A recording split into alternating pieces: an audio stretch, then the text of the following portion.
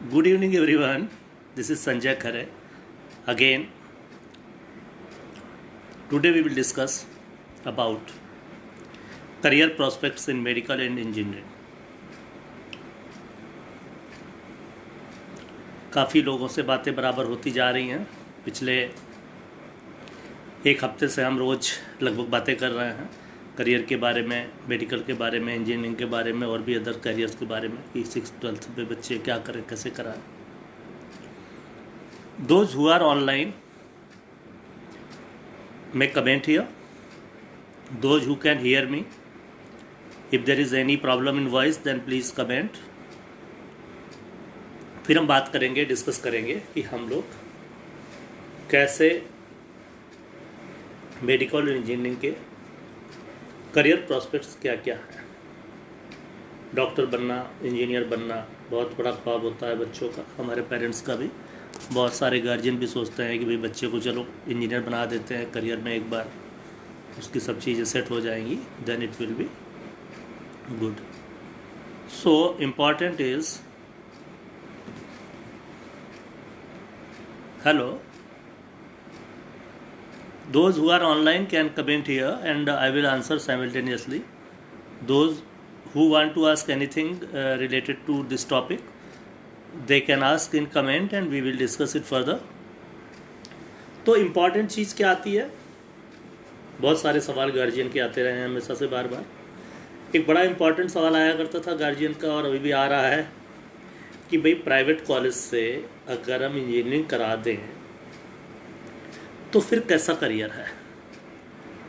Engineering तो देखिए engineering होता है, कहीं से भी करा दें। गवर्नमेंट कॉलेज, प्राइवेट कॉलेज की बात क्यों आती है?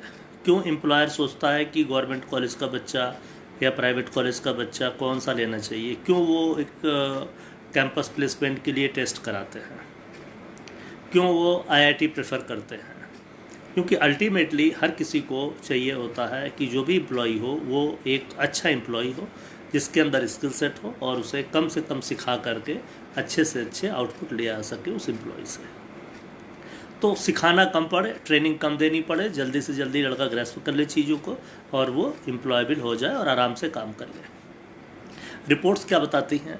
पिछले सालों में जो रिपोर्ट आई हैं कई सारे CEOs के, अगर आप इंटरव्यू देखेंगे, पढ़ेंगे, सुनेंगे, तो ये कहते हैं कि जो इंजीनियर्स हैं, इंजीनियर्स की बात करूँ जो BTech BE पास करके आए हुए हैं, उनमें से मेजॉरिटी ऑफ इंजीनियर्स और नॉट एम्प्लॉयबल। सिर्फ 8% वो कहते हैं, सिर्फ 8% एम्प्लॉयबल हैं। तो यानी इंजीनियरिंग करने के आने के बाद भी सिर्फ 8% लोग तो एम्प्लॉयबल हैं। और वो कैसे फिर छांटें कि भैया ये आदमी हमारे काम का है कि नहीं है? क्योंकि एम्प्लॉयर को तो अगर उसने एक प्रोजेक्ट लिया है कोई बड़ी चीज़ बनाने का किसी कंपनी का, तो उसको तो सॉफ्टवेयर बना के देना पड़ेगा या जो भी उसका काम होगा उसको तो करना पड़ेगा ना। तो एम्प्लॉई रखने का क्या मतलब है अगर एम्प्लॉई के अंदर कैपेबिलिटी नहीं है? तो बहुत ज़रूरी है कि बच्चे के अंदर स्किल से डेवलप किया जाए, तभी वो एम्प्लॉयबल बनेगा। अब बात आई कि एम्प्लॉयबिलिटी के लिए स्किल सेट कहाँ से मिलेगा। तो स्किल सेट के लिए बहुत ज़रूरी है कि उसको ढंग से प्रैक्टिकल चीज़ें पढ़ाई जाए, प्रैक्टिकल चीज़ें सिखाई जाए। अब दिक्कत कहाँ आती है? प्राइवेट कॉलेज या गवर्नमेंट कॉलेज? देखिए, कॉलेज बहुत थोड़े से ऐसे कॉलेज हैं, वेरी लिमिटेड कॉलेज, ज़्यादा से ज़्यादा अगर इंडिया में हम बात करें तो बहुत लिमिटेड कॉलेज होंगे जो ढंग के होंगे, जहाँ पे प्रैक्टिकल एस्पेक्ट जो इंडस्ट्री की रिक्वायरमेंट है उस हिसाब से बच्चों को सिखाया जाता हो। अदरवाइज़ तो वो डिग्री देने के हिसाब से, पास कराने के हिसाब से, एग्ज़ाम पास कराने के हिसाब से पढ़ाते हैं। तो बहुत बड़ी जो बच्चों के साथ समस्या आती है कि वो BTech तो कर लेते हैं, BE तो कर लेते हैं, इसके बाद एम्प्लॉयबल नहीं होते। एम्प्लॉयबिलिटी की कैपेबिलिटी उनके अंदर नहीं होती। क्यों नहीं होती? क्योंकि अंदर उनके स्किल सेट नहीं है। इसी वजह से उन्होंने क्या किया कि BTech करने के बाद में लड़का आएगा तो उन्होंने कहा भाई देखो, अगर आपको हमारे कैंपस के लिए, हमारे कंपनी के लिए अप्लाई करना है, कई सारी कंपनियां बोल रही हैं, तो आपको पहली चीज़ तो 75% होने चाहिए BTech में आपके मार्क्स। 75% मार्क्स होने चाहिए। साथ में फिर वो दूसरी लाते हैं बात कि आपको बीच में कोई आपके बैक नहीं आई होनी चाहिए, BTech में कोई सप्ली नहीं आई होनी चाहिए, कोई गैप नहीं होना चाहिए आपका, यानी 4 साल में पूरा BTech आपका कंप्लीट होना चाहिए बिना किसी रुकावट के। और उसके पहले भी अगर आपने इंटर किया है तो इंटर के और बीटेक के फर्स्ट ईयर के बीच में भी कोई गैप नहीं होना चाहिए।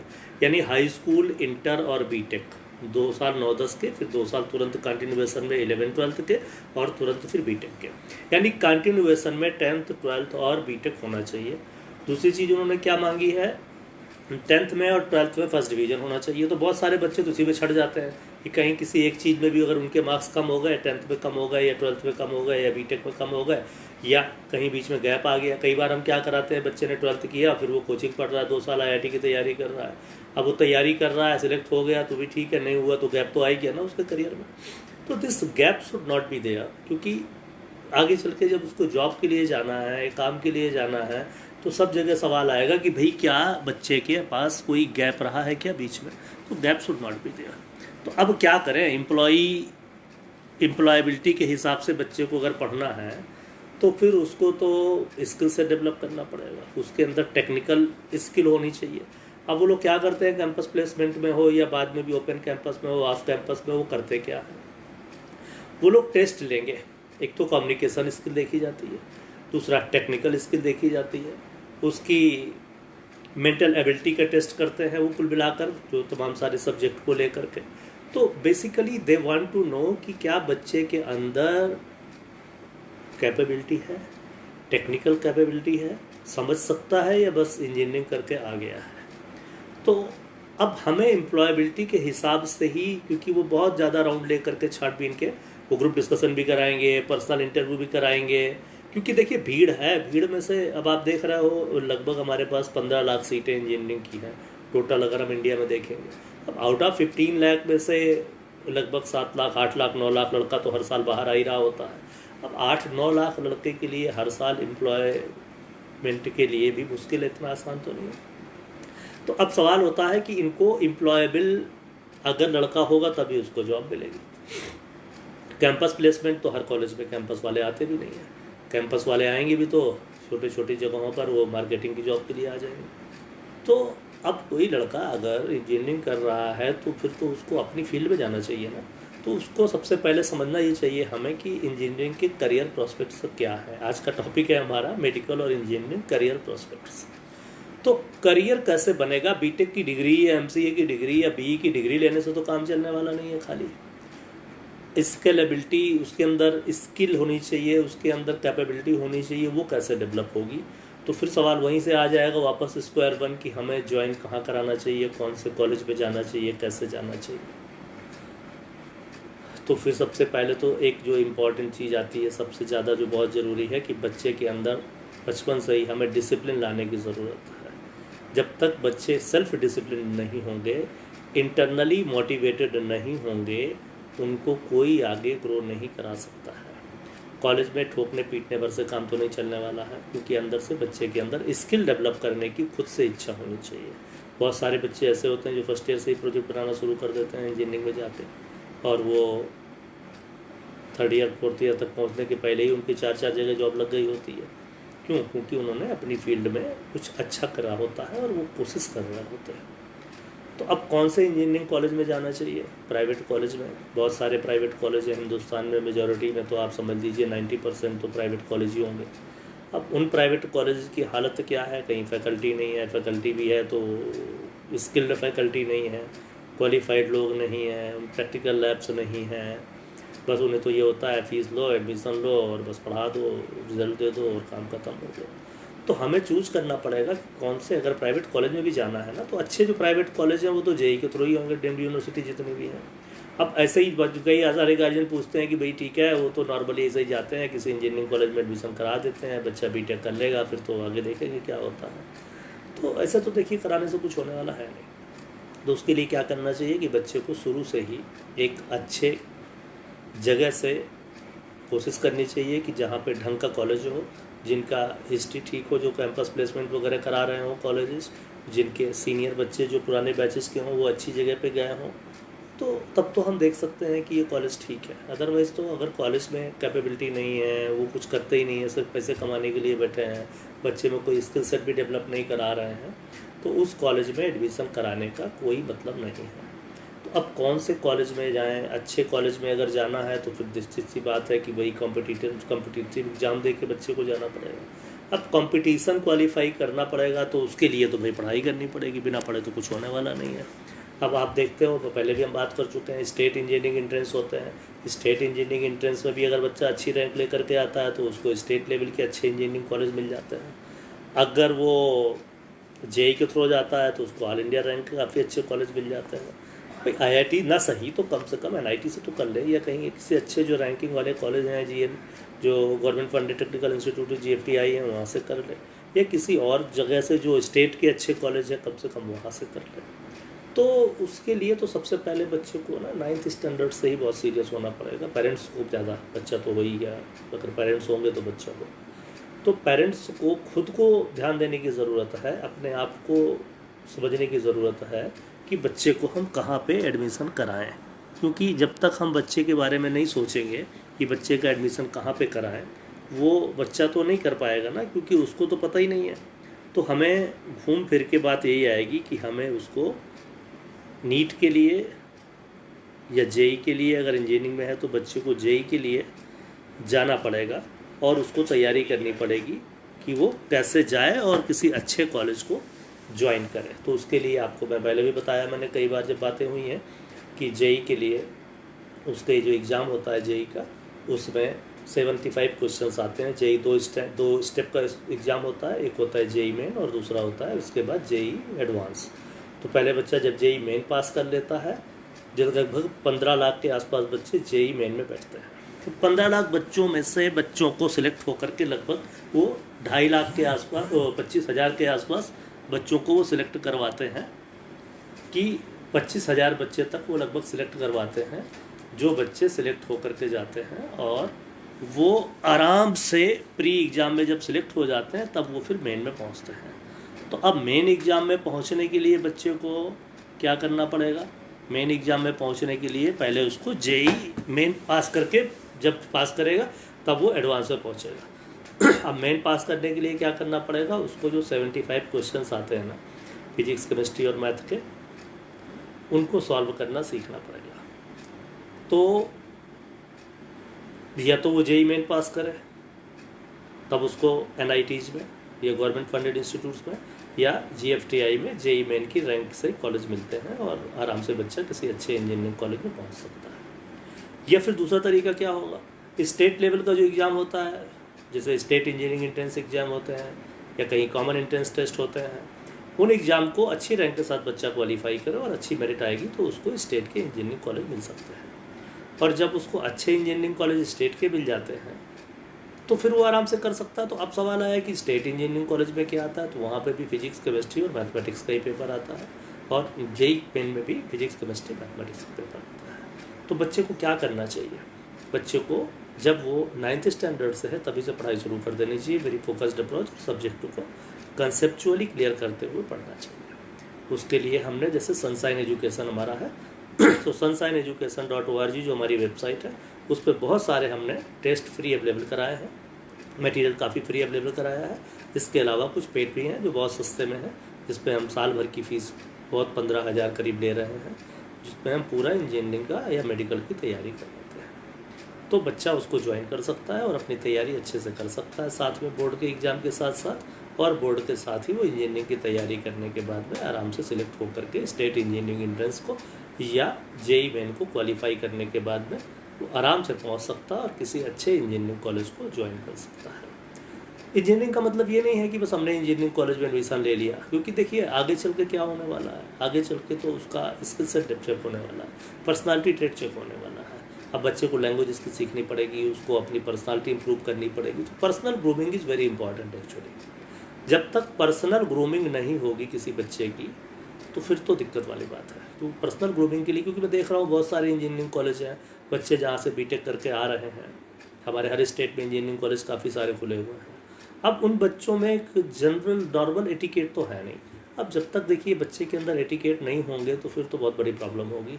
उसको साधारण इवन बोलचाल की भाषा भी नहीं बोल पाते हैं।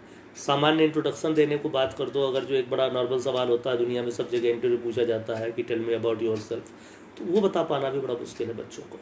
तो जब छोटी छोटी तैयारियां नहीं होंगी, हम अपने बच्चे के अंदर वो सिस्टम जो होना चाहिए कि डेवलप कराना चाहिए बच्चे के अंदर, हम वो डेवलप नहीं कराएंगे, उसको उठना बैठना खाना पीना कपड़े पहनना चलना फिरना लोगों से बात करना, जब तक ये नहीं सीखेगा, पर्सनल ग्रूमिंग नहीं होगी बच्चे की, तो बहुत बड़ी दिक्कत होगी। इसलिए कॉलेज के साथ साथ ये भी ध्यान रखने की ज़रूरत है कि बच्चे की पर्सनल ग्रूमिंग भी होनी चाहिए। किसी भी इंजीनियरिंग कॉलेज में जाकर के बीटेक करने का मतलब ये नहीं होता है कि आप एम्प्लॉयबल हो गए, तभी तो आप अब देखिए आनंद महिंद्रा, अभी महिंद्रा इन्फोटेक वाले हैं या और भी लोग हैं, उनके जब इंटरव्यूज़ आते हैं तो वो कहते हैं कि बच्चों में एम्प्लॉयबिलिटी की बहुत बड़ी कमी है। अब एम्प्लॉयबिलिटी की कमी क्यों है? एम्प्लॉयबिलिटी की कमी सिर्फ इसलिए है क्योंकि उन्होंने स्किल सेट तो डेवलप ही नहीं किया है, उन्होंने जो उनकी लैंग्वेज है, लैंग्वेज स्किल है, वो भी नहीं सुधारी है, कम्युनिकेशन स्किल भी नहीं सुधारी है। They can not right even one paragraph about them self. अगर हम ये बोले उनसे कि आप अपने बारे में ही जरा एक पेज लिख करके दे दीजिए, वो भी उनको भारी पड़ जाएगा, वो भी सोचेंगे रट के आ जाते तो काम चल जाता। तो हमें अपने बच्चे के अंदर कंप्रहेंसन की स्किल डेवलप करने की ज़रूरत है। हमें ज़रूरत है कि हम उसको इंटरव्यू के लायक बनाएं, वो कुछ मॉक इंटरव्यू दे, वो सीखे कि इंटरव्यू कैसे दिए जाते हैं और उसी हिसाब से तैयारी करें। क्योंकि जब तक उसके अंदर वो स्किल सेट नहीं होगा, पर्सनालिटी ट्रेट इम्प्रूव नहीं होंगे, उसके अंदर लोगों से अब पता चला आई कांटेक्ट ही नहीं, बात कर रहे हैं वो ऐसे ही, सामने इंटरव्यू चल रहा है, बात करने में सर झुकाए बैठे हैं, तो ऐसे तो नहीं चलने वाला ना। There should be some proper confidence, there should be some inner self. जब तक वो चीज़ नहीं है ना, तो बच्चे को बहुत दिक्कत होती है और वो ग्रो नहीं कर पाता है। ग्रूमिंग की बहुत ज़्यादा ज़रूरत है। तो पर्सनालिटी 80% रोल प्ले करती है किसी भी जगह पर आगे ग्रो करने के लिए। एक छोटी सी जॉब तो चलिए मिल जाएगी, बट आगे how to grow for that. अगर आप किसी एक पर्टिकुलर जगह पे हो, मान लीजिए आप सैप में ही घुस गए हो, तो आपको उसका नॉलेज होना चाहिए ना। अब आप अगर उस फील्ड में हो तो आपको नॉलेज नहीं होगा तो आप कैसे आगे बढ़ोगे। आप जिस भी सॉफ्टवेयर फील्ड में गए हो या इंजीनियरिंग की जिस भी फील्ड में गए हो, उस फील्ड के बारे में आपको ज़्यादा से ज़्यादा नॉलेज होनी चाहिए। अगर आप बीटेक कंप्यूटर साइंस से कर रहे हो तो आपको कंप्यूटर साइंस से रिलेटेड जो भी प्रोजेक्ट है उन पे फोकस करना चाहिए। उससे रिलेटेड जो लेटेस्ट न्यूज़ है वो आपको पता होनी चाहिए, वो कौन सी टेक्नोलॉजी है। अब जैसे आजकल आर्टिफिशियल इंटेलिजेंस का स्कोप बहुत ज़्यादा है, मशीन लर्निंग का स्कोप बहुत ज़्यादा है। अब बच्चे अब डेटाबेस, पता चला डेटाबेस मैनेजमेंट में ही लगे हैं, तो भैया जब तक डेटा माइनिंग नहीं सीखोगे, एआई नहीं सीखोगे, एमएल नहीं सीखोगे, तो फिर कैसे लोग पूछेंगे आपको। तो किसी भी चीज़ को लेकर के जब उसके अंदर घुसेंगे हम, तो कैसे अप्लाइड साइंस का एप्लीकेशन आना चाहिए। अगर कंप्यूटर इंजीनियर है तो उसको भी तो इंजीनियरिंग करने से तो थोड़ी काम चलेगा। Application of that engineering into industry जब तक नहीं आएगा बच्चे के अंदर, तब तक ये एक बड़ी प्रॉब्लम है और वो ग्रो कर पाना बहुत मुश्किल है। तो करियर प्रोस्पेक्ट्स की आज हमारा टॉपिक था, करियर प्रोस्पेक्ट्स इन इंजीनियरिंग। तो आप देखते हो इंजीनियर ही तो गूगल वाला होता है जो हमारा इस समय सुंदर पिचाई है। वो एक इंजीनियर बन के आज सीईओ बना बैठा है, अल्फ़ाबेट तक का सीईओ हो गया। क्यों हो गया? ये बहुत ज़्यादा एज भी नहीं उस हिसाब से अगर हम देखें, सिर्फ इसलिए क्योंकि वो अपनी फील्ड का एक्सपर्ट है और वो धीरे धीरे करते करते करते करते and he learned everything other than his field also. He learned how to run a company and then he became the CEO of a big company. तो ज़्यादातर इंडियन कंपनीज में अगर आप एमएनसीज में देखोगे, इंडियन सीईओज ही बैठे हुए हैं। क्यों? क्योंकि जिन्होंने स्किल से डेवलप कर लिया है और जो आगे बढ़ते चले गए हैं, जो मेहनत करते चले गए हैं अपनी फील्ड में, तो वो आगे बढ़ जाते हैं। और जो बच्चे हैं पता ही नहीं उन्हें कौन सा प्रोजेक्ट है, वो क्या कर रहे हैं, उन्होंने इंजीनियरिंग क्यों की थी, वो कौन सी ब्रांच में इंजीनियरिंग करी है और कर कुछ रहे हैं, पता चला कहीं भी जॉब मिल जाए वो तो कर लेंगे, because they don't know and they don't care about their career and they are not even thinking that. सबसे बड़ी प्रॉब्लम तो हमें ना थिंकिंग पैटर्न डेवलप करने की है। जब तक हमारे अंदर लेटरल थिंकिंग डेवलप नहीं होगी ना, तब तक बहुत बड़ी प्रॉब्लम होती है। क्योंकि एम्प्लॉयबिलिटी डेवलप करने के लिए हमें ज़रूरी है कि हम प्रोजेक्ट को प्रॉपर तरीके से समझें और अपने स्किल सेट को बराबर बढ़ाते चले जाएं। आजकल तो बहुत सारे कोर्सेज चल रहे हैं, फॉरेन यूनिवर्सिटीज़ के भी इवन कोर्सेज अवेलेबल हो गए हैं। इवन गवर्नमेंट ऑफ इंडिया ने भी बहुत सारे कोर्सेज रिकग्नाइज कर दिए हैं यूनिवर्सिटीज़ के। फॉरेन यूनिवर्सिटीज़ से भी आप कोर्स कर सकते हो और इंडियन यूनिवर्सिटी से भी आप कोर्स कर सकते हो। तो काफ़ी जगहों से जो अपग्रेड करने के लिए कोर्सेज अवेलेबल हैं उनको करते रहना चाहिए और स्किल से डेवलप करते जाना चाहिए, तभी जा कर के बच्चा कुछ आगे कर पाता है। तो इम्पॉर्टेंट है कि देखिए इंजीनियरिंग में करियर प्रोस्पेक्ट्स तो बहुत अच्छे हैं, बट स्किल सेट मैं बार बार कहूँगा होना चाहिए। इसीलिए ढंग के कॉलेज से कहीं करना चाहिए जहाँ पर सिखाया जाता हो चीज़ों को और जहाँ पर प्रॉपर ग्रूमिंग होती हो। कॉलेज में नहीं होती तो पर्सनली हमें अपनी इंग्लिश बोलना ठीक करनी पड़ेगी, हमें पर्सनल ग्रूमिंग करनी पड़ेगी, सब उठना बैठना चलना फिरना सब तरीके सीखने पड़ेंगे, हमें टेबल मैनर्स होने चाहिए, हमें सोशल मैनर्स होने चाहिए, हमें हर चीज़ के जब तक मैनर्स नहीं होंगे ना तो बहुत बड़ी समस्या है। हमें प्रॉपर उठना बैठना चलना फिरना सोना जागना, सोशल लोगों से मिलना। अब कितनी बड़ी समस्या है, अगर आप देखिए खुद पता है लोगों को कि कोरोना चल रहा है।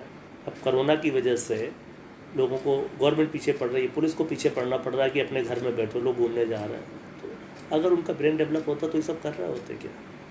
There is problem because they are not developed, they are not having their brain develop. इसी वजह से यही लोग परेशान होते हैं और फिर हम कहते हैं कि एम्प्लॉयबिलिटी नहीं है, नौकरी नहीं मिल रही। नौकरी कहाँ से मिलेगी उसको जब उसके अंदर वो गुण ही नहीं है जो नौकरी के लिए चाहिए होते हैं? तो हमें सबसे पहले अगर किसी जगह जाना है तो हमें उस लेवल की प्रिपरेशन करनी पड़ेगी, अपने आप को तैयार करना पड़ेगा। वैसे ही मेडिकल में होता है। अब कई गार्जियन कहते हैं भाई मेडिकल के लिए हम बच्चे को BDS करा देते हैं किसी प्राइवेट कॉलेज से। प्राइवेट कॉलेज से BDS तो करा दीजिए, लेकिन ये भी तो देख लीजिए, ठीक है 5 लाख 7 लाख 10 लाख रुपए साल का 5-7 लाख रुपए ले रहे हैं वो लोग, 25-30 लाख रुपए खर्चा करके आप BDS करा दोगे बच्चे को, बट ये भी तो देखिए कि क्या उनके पास पेशेंट आते हैं, उस कॉलेज में फैसिलिटीज़ हैं, क्या बच्चा स्किल सेट डेवलप कर पाएगा? क्योंकि अल्टीमेटली अगर BDS करके आएगा तो फिर उसको डेंटल सर्जरी तो करनी पड़ेगी ना। अगर कोई पेशेंट आया तो कौन करेगा उसका इलाज? तो अगर आप पेशेंट को ठीक करने लायक नहीं बनते हो तो फिर आप कैसे डॉक्टर बनोगे? फिर तो वही है कि BDS करने के बाद भी आप ढूंढोगे कहीं छोटी सी नौकरी मिल जाए, कोई नौकरी मिल जाए बैंक क्लर्क की, वही लग जाए तो अच्छी बात है।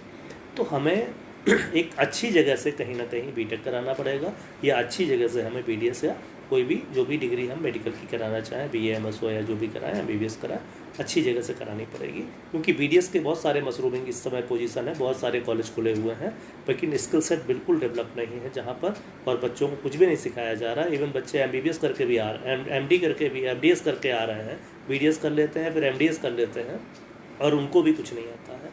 तो वो एक सामान्य से झोला छाप डॉक्टर की तरह होते हैं, क्योंकि उनके अंदर स्किल सेट की कमी है। तो जब तक स्किल सेट नहीं होगा तो बहुत बड़ी समस्या है। इसलिए हम ऐसी जगह से BDS करें या MDS करें बाद में, जहाँ पे कम से कम वो काम सीख सकें, और उनको खुद काम सीखना भी चाहिए। ये नहीं है कि बस पास कर लिया किसी तरह से, तो पास करने से तो काम नहीं चलने वाला है ना। They should have proper knowledge. अगर उनको एक सर्जन बनना है तो उनको नॉलेज होनी चाहिए। अगर उनके अंदर नॉलेज की कमी है कि BDS कर लिया और नॉलेज नहीं है, then they cannot survive in their career. क्योंकि बहुत ज़्यादा ज़रूरी होगा कि उनको BDS करने के बाद में या कोई भी डिग्री लेने के बाद में उससे रिलेटेड सब्जेक्ट नॉलेज हो और उससे रिलेटेड प्रैक्टिकल नॉलेज भी होनी चाहिए।